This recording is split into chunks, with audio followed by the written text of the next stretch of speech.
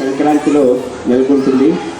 ఆ భోగి ఆ పండగ నాడు అందరూ కూడా భోగి మంటలు వేసుకొని అప్పటి వరకు ఉన్నటువంటి చీడ పీడలు అన్నీ కూడా పోవాలి అని ఆ భోగి మంటల చుట్టూ తిరుగుతారు.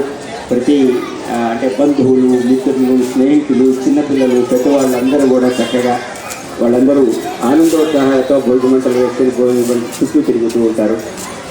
ఆ తర్వాత రెండవ రోజు మనం జరుపుకునేటువంటి పండుగ ఆ భోగి పండుగ రోజునే పిల్లలందరికీ కూడా ఆ తల్లులు వాళ్ళందరూ కూడా చక్కటి వాళ్ళందరికీ అభ్యంగ స్నానాలు చేయించి చక్కటి వస్త్రాలు ధరించి వాళ్ళు కుట్టించుకున్న కొత్తవి అవన్నీ కూడా వాళ్ళు సంతోషంగా ఆ పండుగను జరుపుకుంటారు.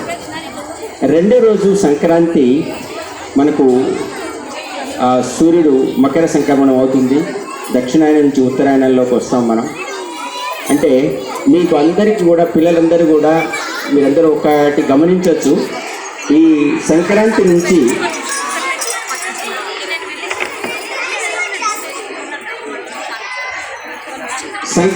మనకు సూర్యుడు ఉత్తరం వైపు జరుగుతూ ఉంటాడు. ఇప్పటివరకు దక్షిణం వైపు ఉంటాడు, దక్షిణం నుంచి ఉత్తరం వైపు జరుగుతూ ఉంటాడు.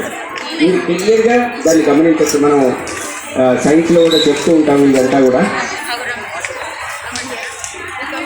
ఈ ఉత్తరాయణం వైపుకు వస్తూ